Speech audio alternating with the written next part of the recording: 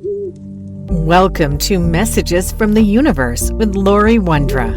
Laurie is an internationally renowned psychic medium, author, and shamanic practitioner, sharing insights from angels, guides, wisdom keepers, and teachers of the universe that help you navigate life's mysteries and transformations.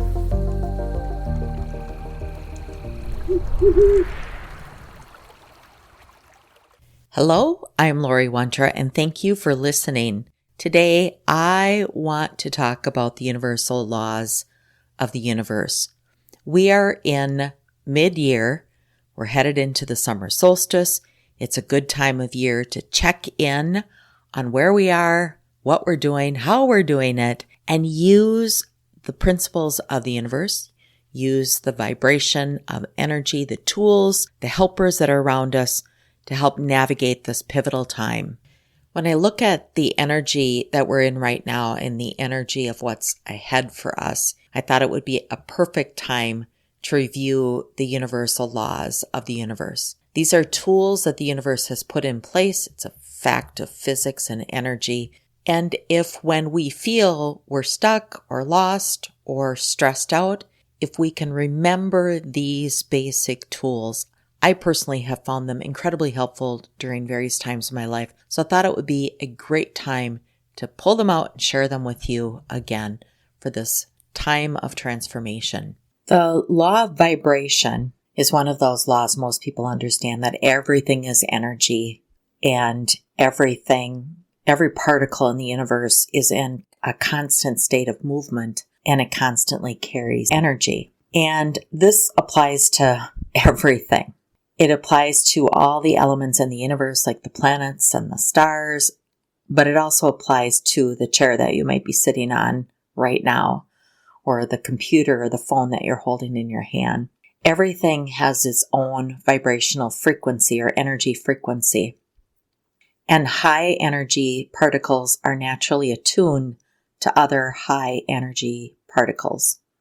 And the same is true for those that have low energy. And we practice this law of vibration in the law of attraction or the law of manifestation, in knowing that the things that we want or desire, we need to be in that vibration for them to come to us. So if we want peace in our life, we stay in a state of peace. If we want love in our life, we stay in a state of love. If we want happiness in our life, we vibrate to that vibration of love. And knowing that there's fluctuation, it's impossible to always be in a high vibration, but if you understand when you dip into the lower ones, it's a lot easier to move into the high vibration.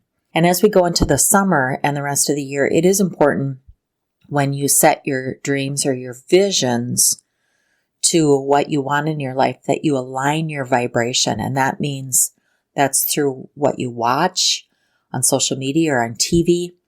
It is your words, how you speak about those things. It's if you dip into one of those low, then quickly augment it or come back with a high frequency. I'm not telling you to avoid. I'm telling you to be very aware of where your energy is and how the potential of a low vibrational energy continues to draw that low vibration into you and into the collective. So the next 6 months are going to be important because we want the world going in a direction of being heard and listening and forwarding and love and direction and peace and all those things. So we want to direct our energy to those vibrational areas. And if we ever dip into something that's not that, be aware of it and then create your life around getting back into that place. The law of divine oneness, that's really a foundational law because absolutely everything in our universe, everything in us is interconnected. In other words, every choice, every word, every desire, every thought, every belief you have will also have an impact on the world and on the people in your life. Isn't that a big responsibility to have? And when you understand that your vibration, how you are, impacts everything because your energy field creates a ripple effect out into the world. Sometimes this impact will be immediate and very, very obvious. And in other times it might take a while to manifest, or you may never even discover that it has occurred. Think of yourself as part of everything around you and live in accordance with this law. We are all one, and awareness of this makes us more powerful as well as more empathetic. What I've introduced into my life is daily meditations before I go to sleep at night and in the morning when I wake up, to establish my vibration for that moment. And sometimes it gets off during the day, but I establish my sleeping vibration and my waking vibration. If there's a particular event, and right now there's a lot of unrest in the world, I focus my vibration in the balance, or to create balance in that, understanding that even though I might not be on the front lines, my vibration is one with that, and I have the energy to shift that. Be aware of that and treat everything as energy. In the law of correspondence, it's directly related to the foundational law of divine oneness. The key idea here is that patterns repeat throughout the universe, and that prominent patterns can also be found repeating on a very, very small scale. Everything goes in cycles. You can think of it as a spiral, and everything comes back. We can look at where we are right now, COVID-19. Many times we compare that to the Spanish flu of 1918. We can compare the recent protests to that of the 60s or earlier times, even in the 80s. Everything happens in a cycle, and the universe will continue to present to us those cycles until we change the cycle or we change the pattern. The patterns also happen on a much smaller scale, and I see it oftentimes in the clients that I have. I might see a number of clients during the week, and there's a similar landscape, or there's a similar topic that we talk about. And that also gives me a clue, because we're connected. Again, if we look at, we're all connected and the vibration that we have, it might give me a clue, or it might give me a heads up as to what I might be experiencing in my life, or what might be coming into my life. Look for patterns in your own life and in your thinking, and notice how they repeat elsewhere in the world.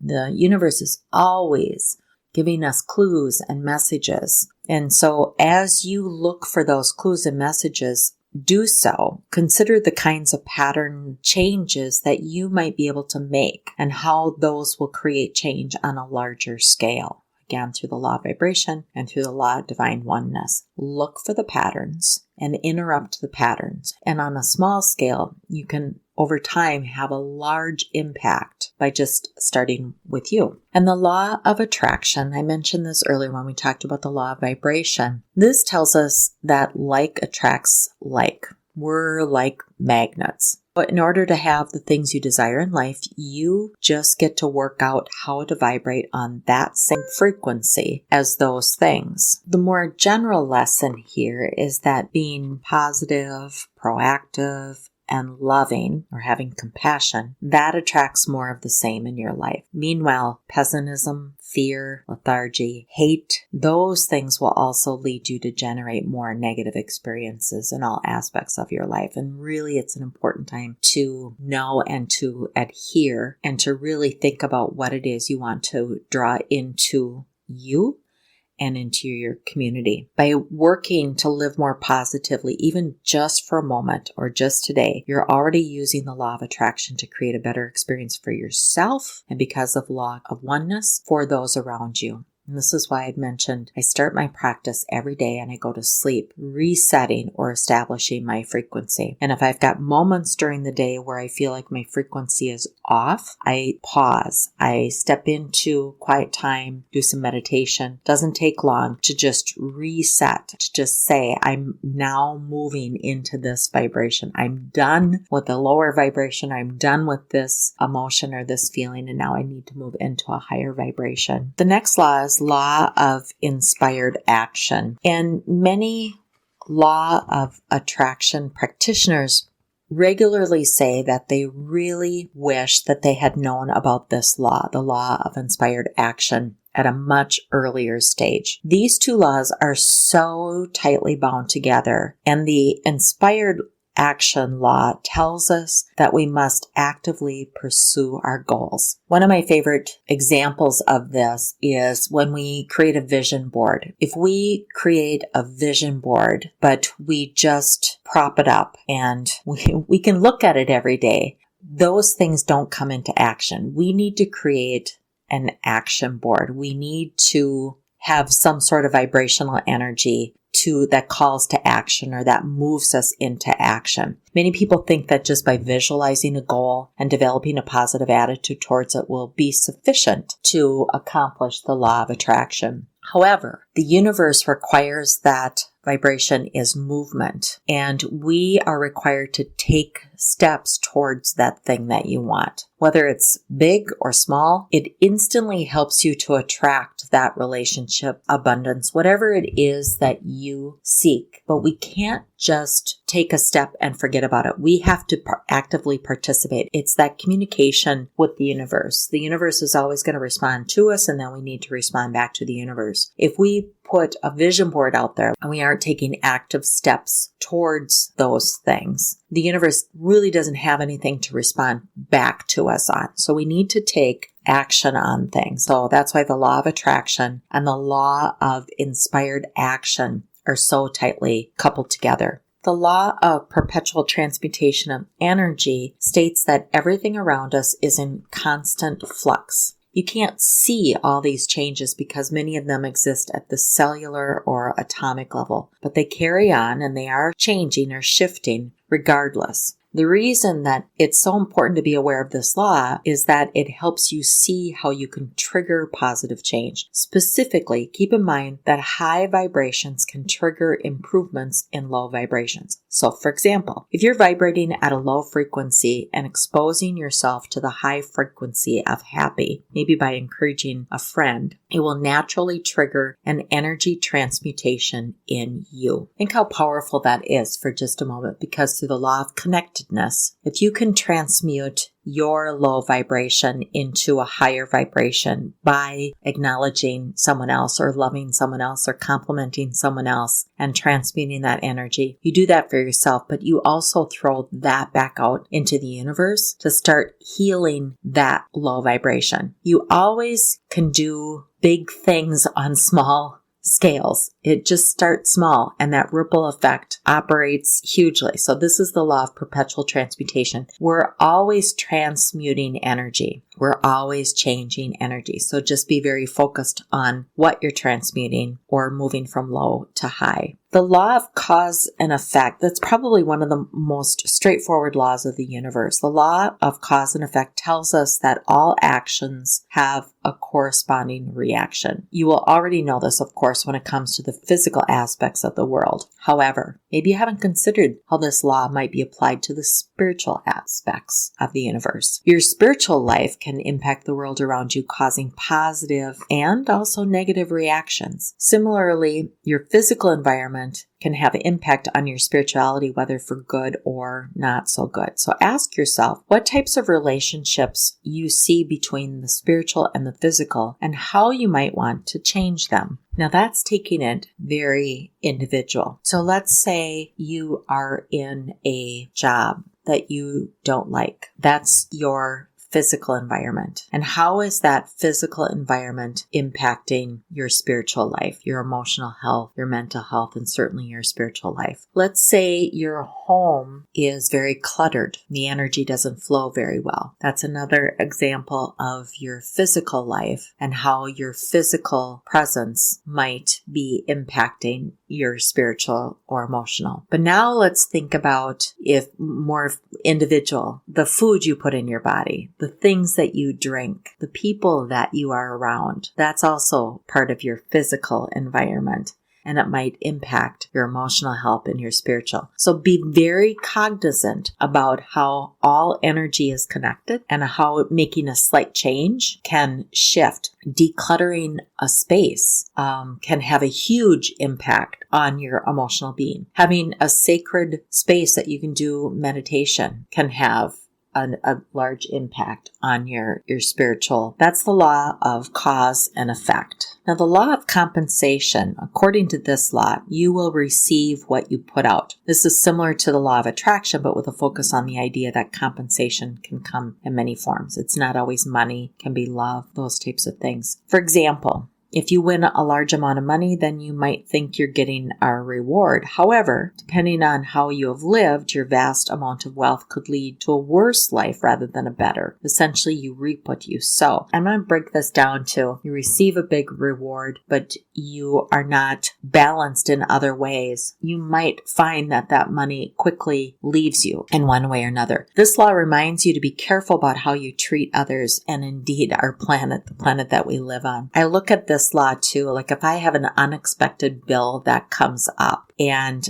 I don't get upset with that, I think to myself, well, that person must have needed that money, or I'm helping that person. But I also honestly have an expectation that it's going to come back to me in some way. It's that cycle, that circular process that I'm okay giving, but I'm also okay receiving. There is that balance in that. And the law of relativity is really about neutrality of things when you look at them in isolation. Nothing is as it is or as we see it until we relate it to something else. We have to file it somehow. So no particular person, experience, emotion, or action is ever evaluated as good, bad, or anything else until you look at it in comparison to something else. Let's take an example of you have a new job and there is a salary or revenue that's offered to you. And your way of knowing whether this is good or bad is how you relate that offer, that amount of money, to something in your past. You compare it to either that's above or below what you've made in the past, or you compare it to your worth. So by itself, it means nothing until it's compared to something else. But keeping this law in mind, you remain conscious of the fact that there's always multiple perspectives on anything that happens to you. And being aware that when you receive information, you are subconsciously comparing it or relating it to something that you've experienced in the past. Well, in a time of transmutation and evolution, it's really important to be open and to know that you might have to be in a place of not relating it until new information comes. So being in this place of emptiness or void. Some of you might be feeling that when you're on a new path, or you feel, I've even heard my clients say, I feel nothingness, or I don't know what to do, or I feel like I'm on a boat with no oars, directionless, those types of things. It's because you really can't relate to something in the past because it's gone away, and you really can't relate it to something in the future because it's not there yet. And so it's really important for you to just be open until you can have an experience that you can relate this new experience to. And the law of polarity, I'll tell you, we are experiencing this law probably more so than the other ones. We're always experiencing all these laws. These are the laws of the universe. But law of polarity, it's remembering that everything has an opposite and that the very existence of these opposites allow us to understand our life, allow us to understand what we do want and certainly what we don't want. When we go through something very difficult, it will be this law of polarity, that helps you truly appreciate the good developments or what you want. And as we experience this, without us experiencing this drastic polarity, we wouldn't become uncomfortable and we wouldn't see it for its truth and we wouldn't make changes. So we are seeing this law of polarity, and the more off our center or the more misaligned we are from this place of love or from our natural vibration, the more drastic we are going to see the opposite. The more we're going to feel the opposite in order for us to get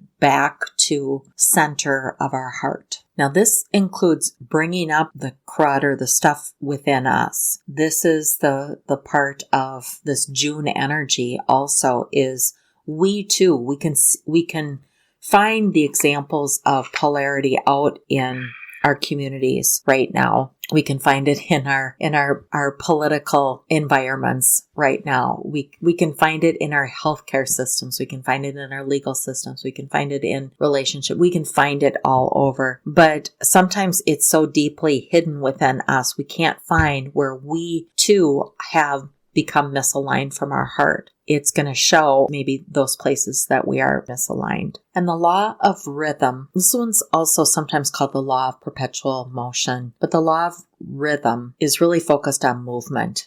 And it refers to the fact that all things are in cycles. We can see in nature and seasons, and even with our body, we go through a birthing process and we age and then we pass. So it equally applies to the person's life stages, our evolution, our emotional, our spiritual, our mental. It helps us gain perspective. And so everything happens in cycles. And if you become aware of the cycles, you look for the cycles, you can help guide or help see where you are perhaps in this cycle. This is also why the universe provides us with examples and teachers all around us. Look to the elderly to see how the aging process is. Look to Mother Nature to teach us about the cycles of life. But the cycles also teach us that nothing is permanent, that everything changes and everything has a forwarding motion. Not everything has to have the cycle of birth, aging, and then death. But look at it as that there might be negative or perceived negative parts to any cycle. Here in Minnesota, we have winter. And so during the dead of winter, it appears that everything is dead outside, but it's actually resting and there's a lot going on under the earth. And that could be perceived as a negative time in the natural season cycle. But it also helps prepare us for what spring comes. We wait for spring. The farmers begin to talk about planting and those types of things. This can happen in your life too. Like if you've got a particular time, let's say a loss of job or a financial strain or even a bump in a relationship, you can look at it as a natural. The law of rhythm is that it's just a moment in time. And in the grand scheme of all of time, it's very short-lived. It's only a very, very small time. I often say to myself, I can do anything for a short period of time. Sometimes I just don't know how short it is.